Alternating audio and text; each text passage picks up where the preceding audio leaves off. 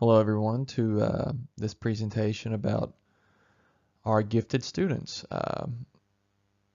I'm going to be discussing the gifted, how to identify the gifted students, and what are the overexcitabilities of the students that you deal with each and every day as an educator in the classroom. Um, Hopefully you will find what we discuss to be helpful. So let's get going. Uh, as I said earlier, this presentation is going to cover what giftedness is, the misconceptions that you yourself may have over gifted studies. I would also like to point out that we will discuss who the gifted students are, how do we identify these students, some myths of gifted students that you come across. Most importantly, however, this presentation will discuss overexcitabilities and intensities in our gifted students. So, who are the gifted?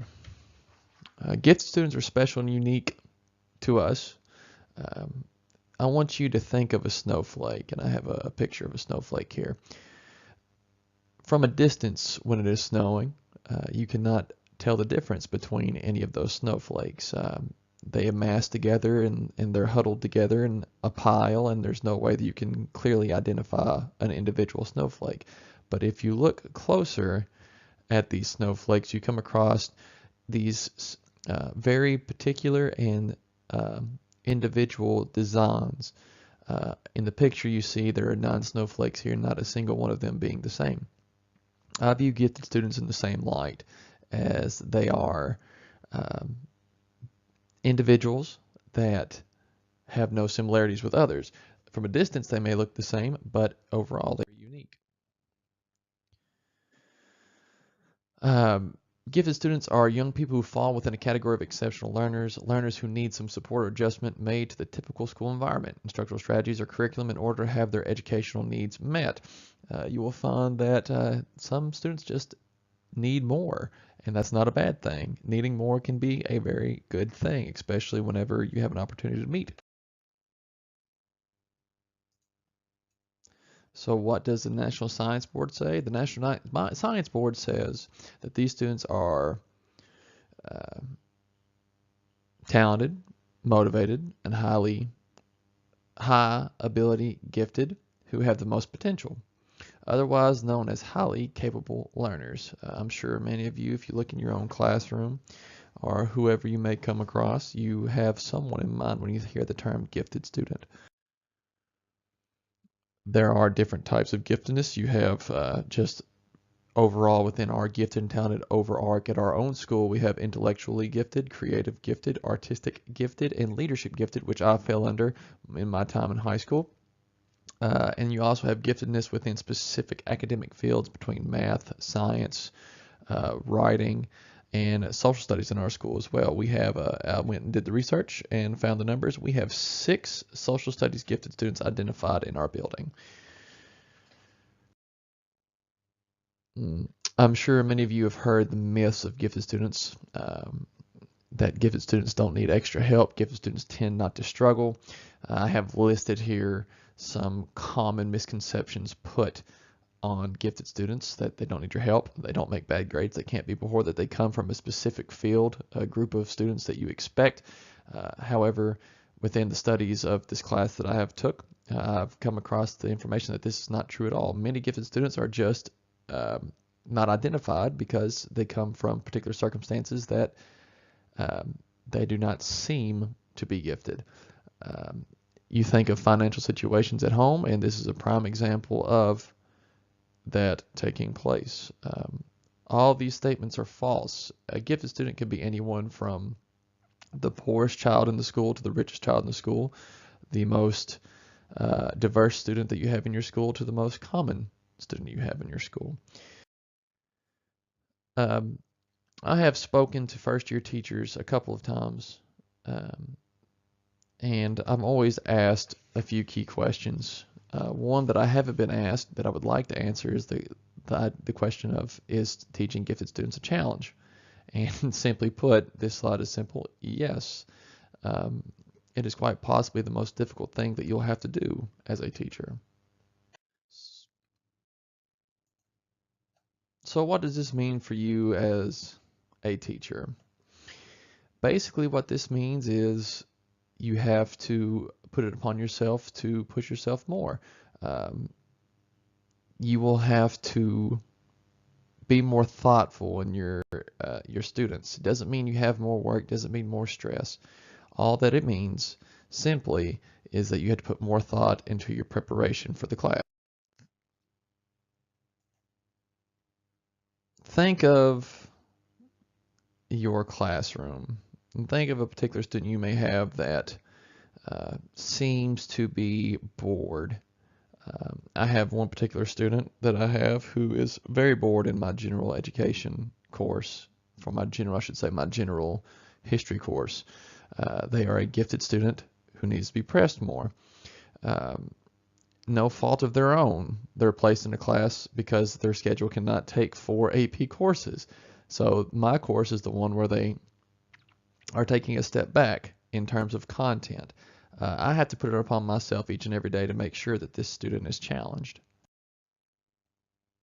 Clay Thompson said this at a gifted conference in 1998. Giftedness is not ordinary, giftedness is extraordinary. This is the very pith and marrow of the term. Mozart, Shakespeare, Catherine the Great, Martin Luther King, and Sylvia Plath were gifted.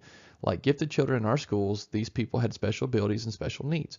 And as a society, we must be able to say so, to admire ability, to support ability, to celebrate ability, and to nurture ability. It must be as socially acceptable to support genius that is intellectual as it is to support genius that is athletic. In a time in our culture where athletes tend to be the most celebrated people in our culture, I cannot find an example of a quote being any more true. We often forget about our academically genius kids in our classes. They do not get the recognition they often need. How do we motivate these students and other gifted students? We have to provide mentors. We got to provide project-based learning opportunities. We got to give choice. We got to allow students to use their strengths.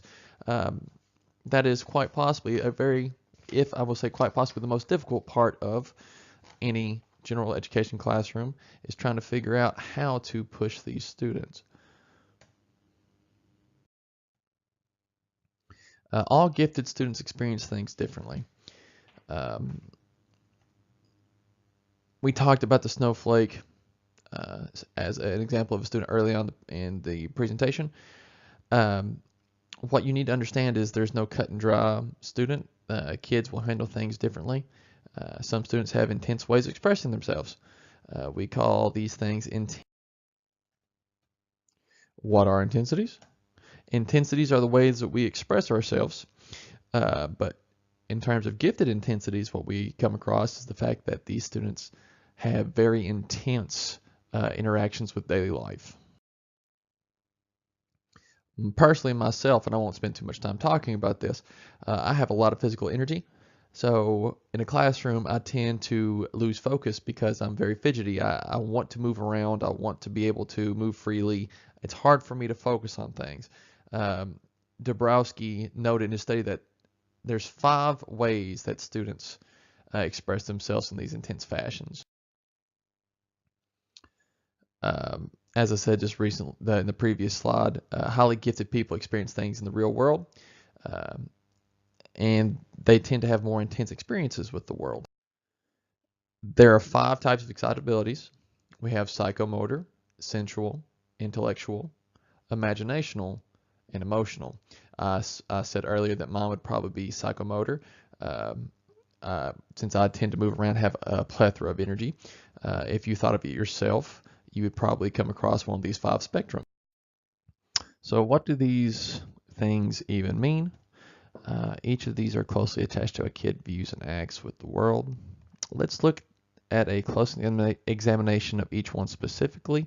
The next few slides I'm going to talk completely, I should say, over these 5 spectrums. The first being psychomotor. Many gifted learners have an overabundance of energy. They move quickly, they think quickly, and speak quickly. When they are excited, they act impulsively and sometimes have troubles containing their actions. My mother always told me that when I was a child, I would speak before I would think. And that would get me in a lot of trouble because I would say things that didn't make a lot of sense or were appropriate. I'm sure you have a student in your class that seems similar. The next is sensual. These students have a heightened awareness of their senses, from taste to seeing. They notice things others do not. Their experiences can be much more intense than others over things that you may not even notice. So a smell in the classroom, a particular image that you may put on a smart board, or even things that they're hearing that you may not hear. The next is intellectual. This is the most common stereotype of gifted students, that these students are almost pushy in their pursuit for information. You tell them you don't know, and they get upset. They keep asking why. This can actually be a detriment to a lot of students because adults get frustrated with trying to answer these questions. They have what is described as an intensified mind. And the poorly drawn GIF here on the right side, sorry for that. The imaginational spectrum, these are students that tend to daydream in classroom and have elaborate stories. I was also one of these students I feel like may have never been identified completely, but man, I had a really vivid imagination when I was a kid, still do. These kids are the ones that can tell you the most amazing stories, however, none of them may be true. The emotional spectrum, these are the students that are often considered too sensitive. They have intense reactions to things. They have strong attachments to people, relationships, to items, even places. It could be a bench in your school. These students are the ones that you see that have problems with other kids from time to time. I will use this time for a quick review. I have a link here that you can click to go to what is called a PAL tune that will quickly go over those 5 things we just discussed. I will also pause the video at this point if you would like to click on the link yourself.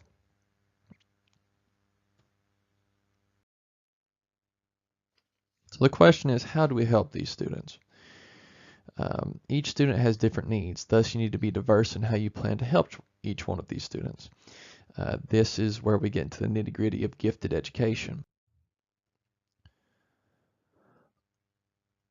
What does each overexcitability need? Psychomotor, we'll start with that. These students need you to create something that keeps them interested in the lesson. They have been shown to excel when they're invested in a lesson. Coming from personal experience, I can tell you that when students are given a choice, when students are given options to move around, they do a lot better. A suggestion that I can give to you is to do an interest survey. Use that information to create a personalized lesson for that particular student. For the sensual students, you have to take interest in these students' personal needs and be aware of their possible triggers. You need to become an advocate for the student and help them learn how to deal with stressors. Basically, the best suggestion I can give for you for this is to become an advocate for that student and speak with that student. Learn that student's needs. If that student has a sensual issue with smells, try to keep those smells out of your classroom, simply put. For the intellectual students, which is the most difficult one, you have to talk to these students and help them figure out the ways to pursue the answers that they want. Encourage them to continue to ask the right questions. Something that I have found through my research is if you give them a way to log these questions to where you can answer them at a different time, that is a wonderful tool that may be used. Imaginational. Conversing with these students about their daydreams, which seems strange from time to time. However, I would tell you that if you talk to students about their thoughts, their imaginations, their jokes, this creates a positive relationship, and positive actions come from that positive relationship. Have these students help create an assignment for you. Best thing that you can do is you can vet information. When they tell you something, look it up. See what's true, see what is false. Finally, the emotional spectrum. You have to accept these students' feelings. You cannot be critical of their feelings. Rather, you need to speak to them about what these feelings entail and how they deal with these situations. Have students connect a physical symptom to a related emotion. Um, this is the difficult one to deal with. My time in middle school, I have found that this was the one I struggled the most with. In order to deal effectively with gifted children, teachers need to understand and deal with both the psychological and intellectual facets of giftedness. Curriculum that provides learning through many different types of activities, sensory, kinesthetic, imaginational, and intellectual, can allow gifted children to use their overexcited abilities to help them learn. Helping students develop the necessary coping skills to deal with their overexcited abilities can also enhance their learning, as developing effective coping skills allow students to concentrate on learning and less on their psychological concerns. As we wrap this up, I hope that the information that I gave to you was presented in such a way that it will help you understand some of these overexcited abilities, that it will help you understand some of the myths of gifted students, and that it would help you understand on how we try to motivate and help these students. Um, I'm going to include my email. If you have any questions, feel free to email me, ask me these questions. I hope each and every one of you have a wonderful afternoon, and good luck to you in your educational pursuit of helping your gifted students.